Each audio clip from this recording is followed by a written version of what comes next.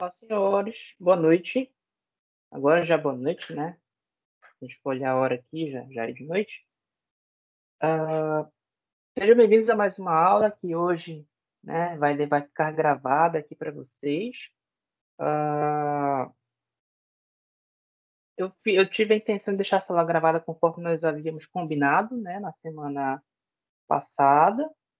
Eu deixaria aulas gravadas para vocês e possivelmente isso aqui já vai auxiliar bastante, já vai ser a finalização do nosso semestre. Se não, eu vou deixar a aula do capítulo 8 para vocês. Mas, enfim, na aula de hoje, é, a gente vai falar sobre o planejamento e as orientações pedagógicas na educação infantil, né? Ah, esse é o sétimo capítulo da nossa apostila, iniciando e a unidade 3. E aí, se for o caso, né, a gente abordar a unidade 8, se a gente verificar realmente a real necessidade dela, a gente aborda a unidade 8 e finaliza o semestre. Se não, esse capítulo já vai ser a finalização. E aí, na próxima semana, a gente já entra com a revisão geral para, na outra semana, já iniciar o nosso período de provas, certo? Mas isso a gente vai trocando figurinhas e eu vou avisando vocês de qualquer coisa, tá? Então, planejamento e as orientações pedagógicas na educação infantil. Tá? Então, primeiro ponto, né, intencionalidade pedagógica no planejamento. Então, as tendências pedagógicas que são praticadas hoje nas salas de educação infantil, elas não surgiram assim, de forma mágica. Então, existe uma trajetória histórica, social, e tudo começa, né, com os estudos nas várias áreas do conhecimento humano, né, psicologia, biologia, sociologia, antropologia, e vários nomes aí vão embora, né? Então, grandes nomes como Comênios e Rousseau já tratavam da importância da intervenção educacional para crianças em torno dos 6 anos de idade. Então, Freud, que criou os jardins de infância, né, jardins de infância, como a gente falava antigamente, enfatizou a brincadeira, a interação entre a mãe e o seu bebê como essenciais para a aprendizagem dos menores, né? Além da formação de professores específicos para as faixas etárias, né, de até 6 anos de idade. Então, mesmo que o trabalho ele não seja direcionado para a educação escolar, a gente pode tirar dele algumas implicações pedagógicas. E aí entra a pesquisa de Jean Piaget, né, que ele estudou as fases evolutivas da criança pela sua interação com os elementos do ambiente. Então, o professor ele pode utilizar essas informações para planejar atividades e organizar o ambiente escolar de maneira a propiciar esses estímulos desafiadores que são apropriados ao nível da criança, respeitando, claro, o seu ritmo e a sua maneira própria de pensar nas soluções dos problemas. E foi assim que, no percurso, né, das correntes pedagógicas da educação infantil, nós passamos da ideia de que a criança era um ser desprovido de pensamento, um pequeno adulto, que o próprio pensamento já estaria formado, né, uma sementinha que deveria receber cuidados apropriados, um ser passivo que deveria ser lapidado, moldado, para a concepção atual que nós temos, que é a concepção de que a criança ela perpassa por um processo formativo e que as suas limitações precisam ser respeitadas, né? Então, gravem muito bem isso, né? Quando eu falo de correntes pedagógicas da educação infantil, eu saio da ideia de que a minha criança é um pequeno adulto que já sabe de tudo, né? Para a ideia de que a criança ela participa do processo formativo, ela participa do processo de ensino-aprendizagem e que ela perpassa por etapas que precisam ser respeitadas, certo? Então, de acordo com o RCNEI, né, que é o Referencial Curricular Nacional para a Educação Infantil, a criança ela é um sujeito social e histórico que faz parte de uma organização familiar inserida numa sociedade.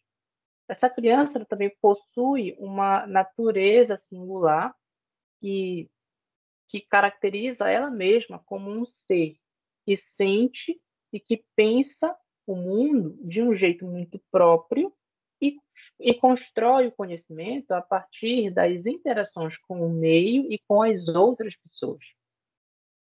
Partindo dessa ideia, o professor ele deve organizar o seu trabalho, possibilitando que a criança consiga agir sobre o ambiente, interagir com outras pessoas, pensar, resolver, testar hipóteses, construir o seu conhecimento, e não somente receber ele da mão do professor como se fosse um presente. Né? Então, o planejamento na educação infantil ele reflete a visão de criança que o professor tem e tem que acompanhar as mudanças que essa concepção sofreu. Então, dá para notar, né, que, muito embora em muitas escolas de educação infantil o discurso ele seja de respeito à ação da criança, na prática isso não acontece. Né? E isso acaba sendo revelado de que forma? Por meio do planejamento do professor, que às vezes é mal elaborado. Então, as concepções assistencialistas praticadas, elas encaminhavam as instituições de educação infantil para um trabalho que não considerava a necessidade de planejamento pedagógico para turmas de bebês, antes dos 2 anos de idade.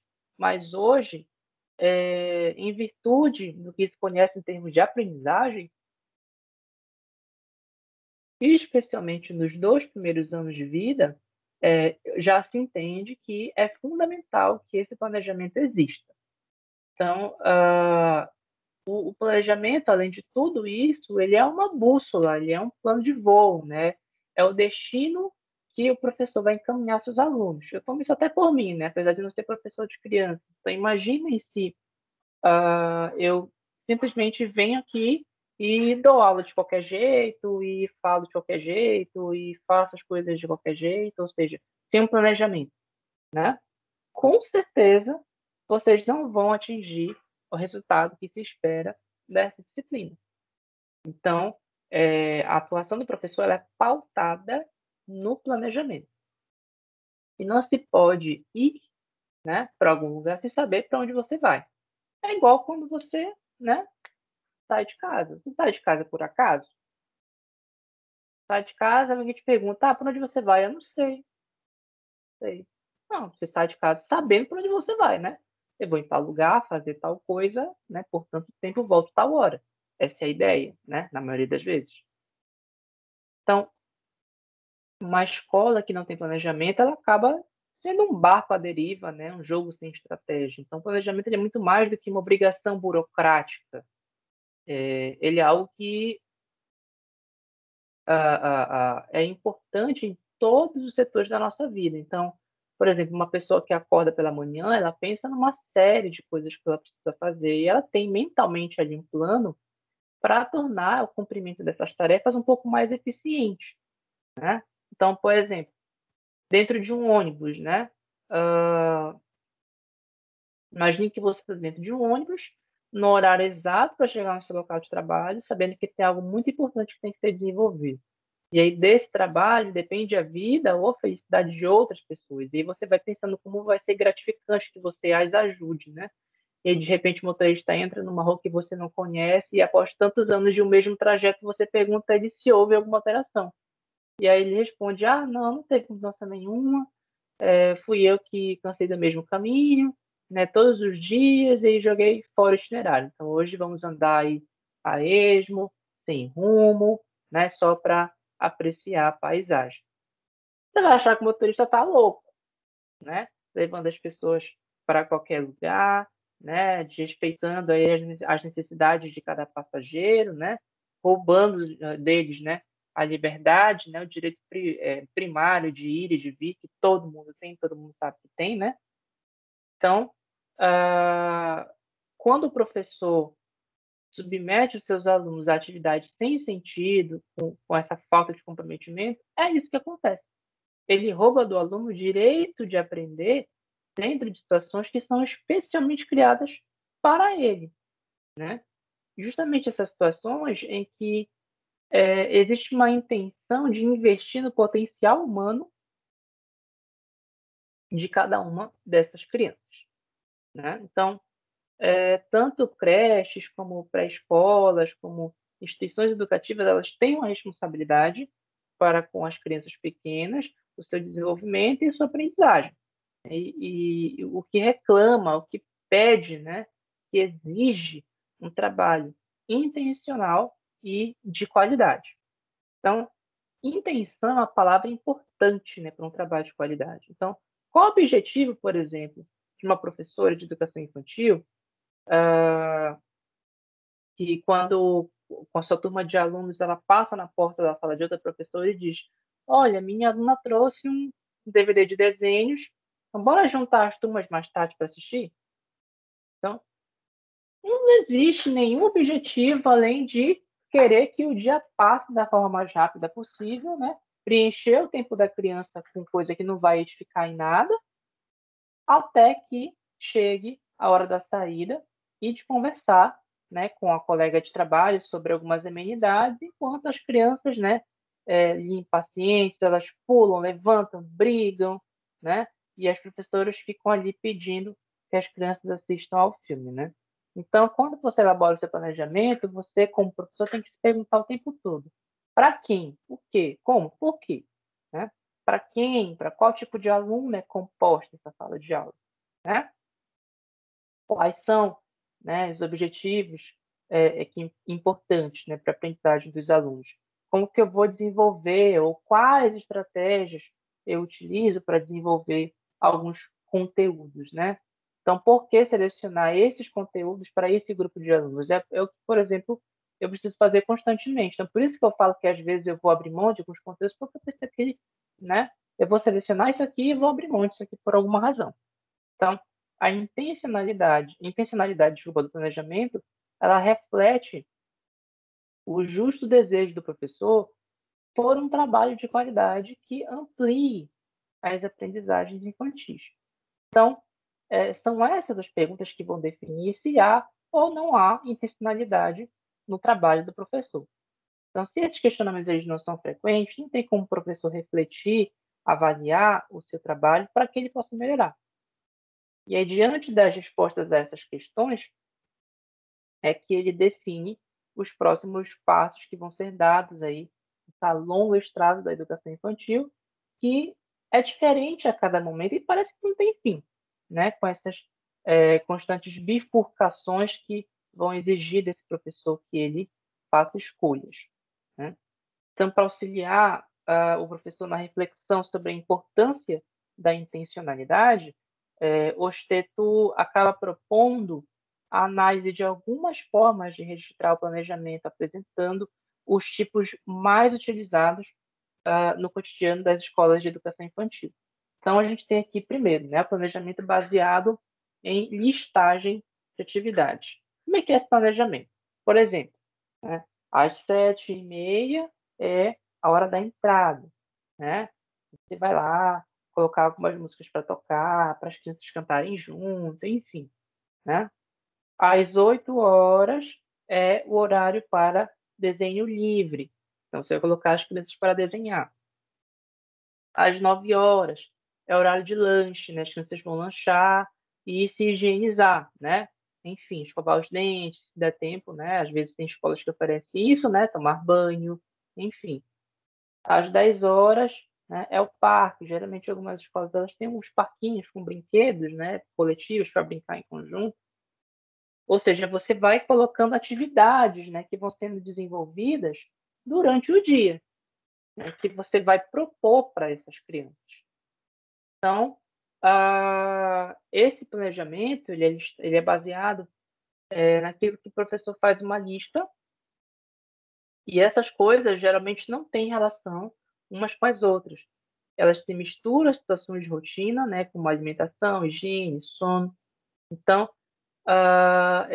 parece que o único objetivo é manter as crianças ocupadas durante o período em que elas permanecem na escola, sem preocupação nenhuma com o desenvolvimento e com a aprendizagem. Então, esse tipo de planejamento é um dos mais rudimentares, porque ela está baseada, desculpa, na, na preocupação do professor em preencher o tempo de trabalho com um grupo de crianças. né, entre um e outro momento da rotina, né? Então, ele busca organizar vários tipos de atividades para realizar durante cada dia da semana. Então, as crianças elas passam o dia trocando de atividade.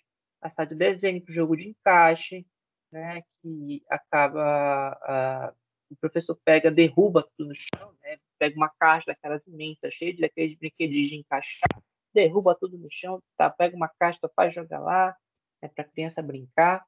Aí sai do jogo de encaixe, vai para a massinha, ou seja, são coisas que são desconexas e que não fazem sentido, né?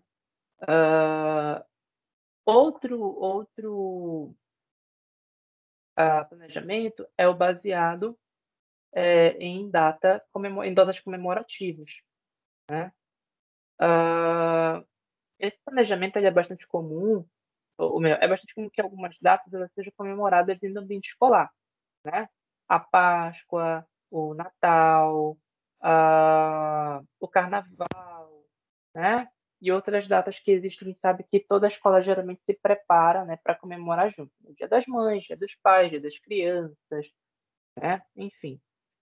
Então, algumas regiões, as crianças se envolvem mais com danças, com festas típicas, né, tradicionais.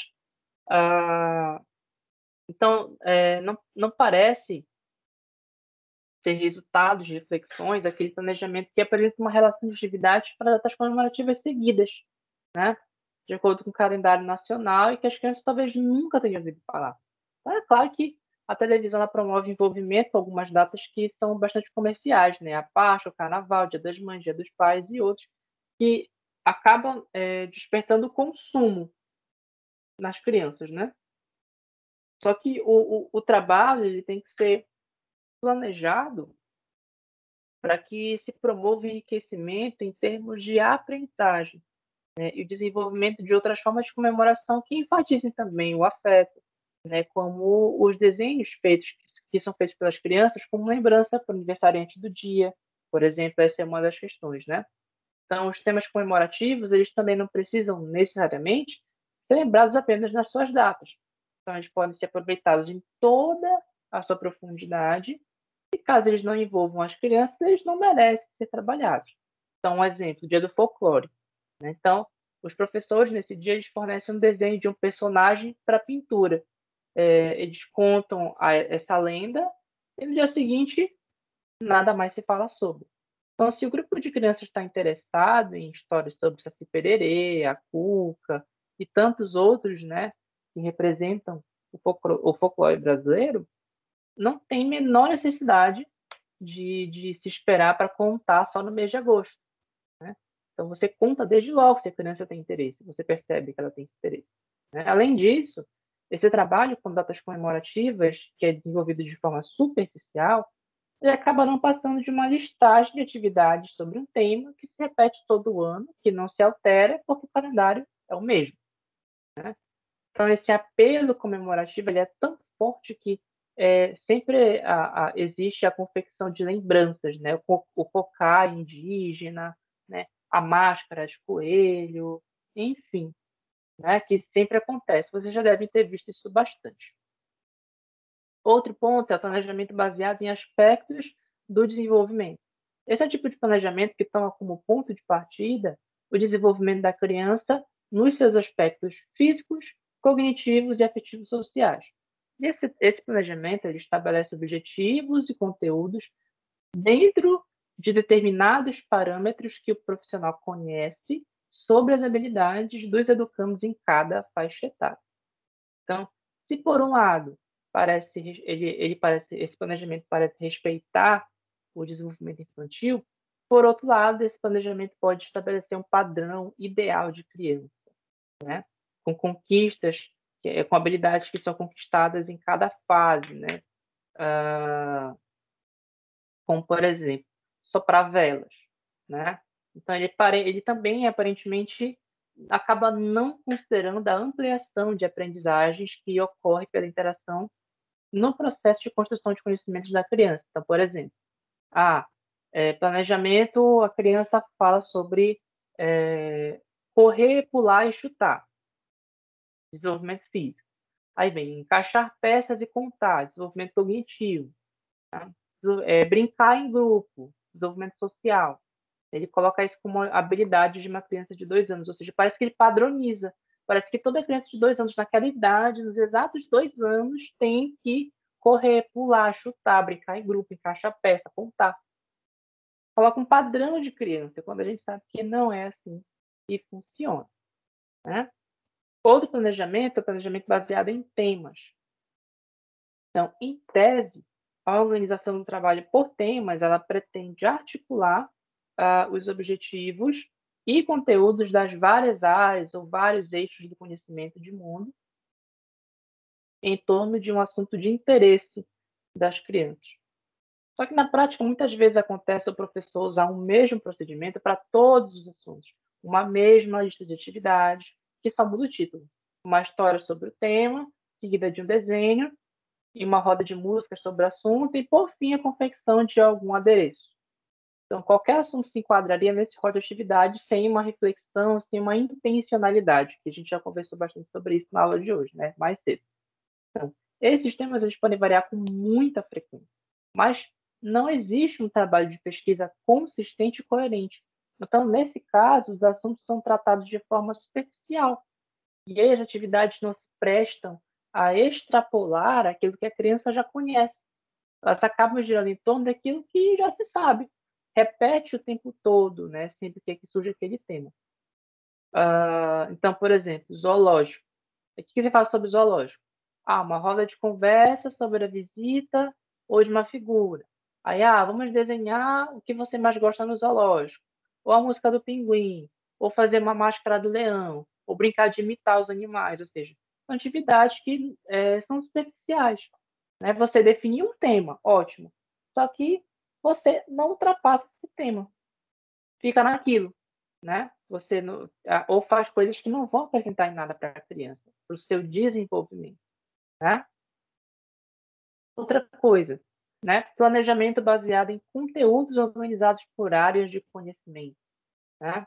Então, com planejamento baseado em conteúdos organizados por áreas de conhecimento, houve um avanço aí considerável na educação infantil, já que se tornou bastante clara aí a preocupação com a aprendizagem da criança, também com a aquisição de novos conhecimentos dentro das áreas básicas que são orientadas pelo RCNEI, né, o Referencial Curricular Nacional para a Educação Infantil.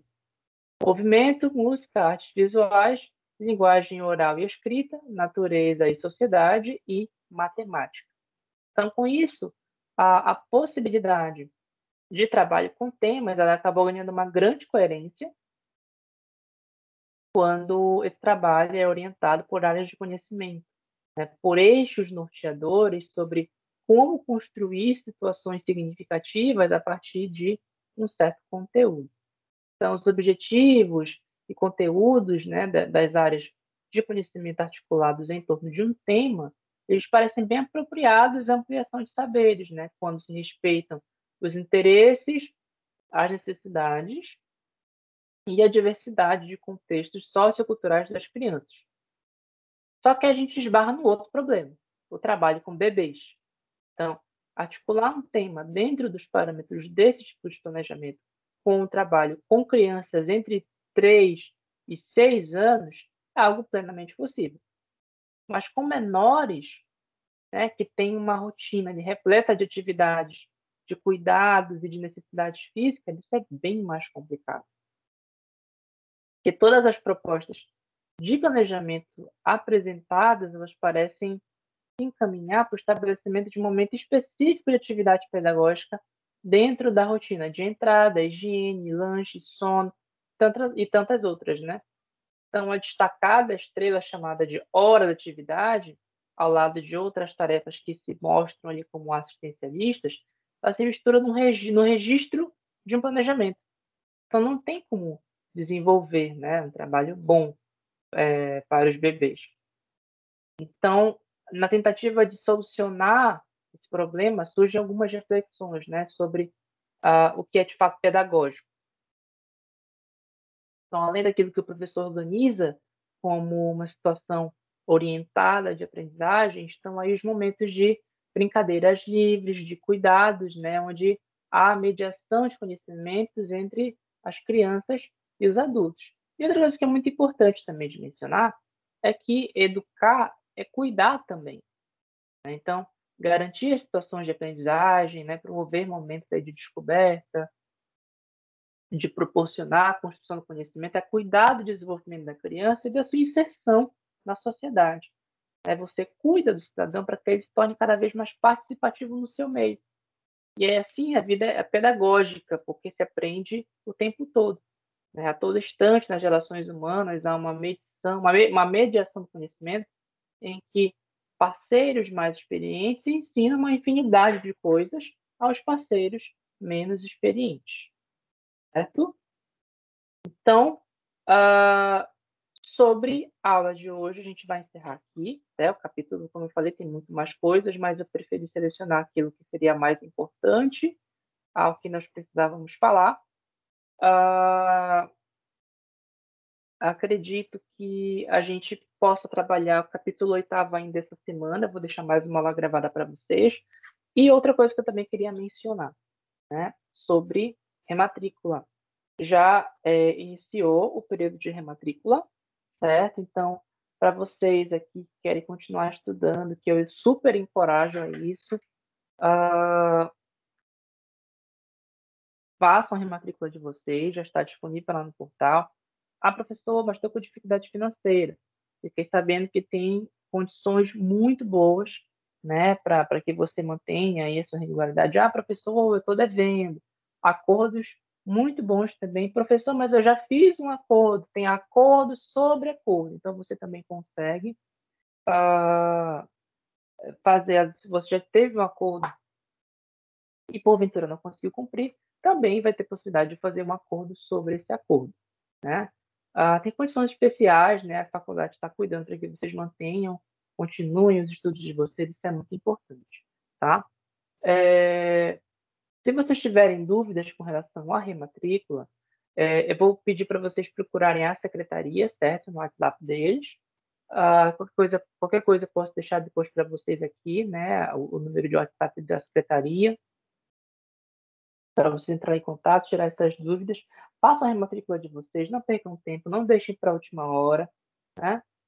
E dúvidas sobre a aula de hoje, tá? Que está aqui gravada para vocês, sobre o que nós falamos agora, né? O meu Teams aqui está à disposição, dá para mandar mensagem no meu PV, ou pode mandar mensagem no WhatsApp para mim, né? Vocês têm meu número. Mandem mensagem no WhatsApp, a gente conversa, na medida do possível eu vou conversando com vocês, né? Para a gente tirar essas dúvidas. E qualquer coisa, gente, falem comigo, estou à disposição de vocês, tá bom? Então, para quem assistiu até aqui, muito obrigado e a gente se vê na próxima semana, certo? Um abraço em todos, se cuidem.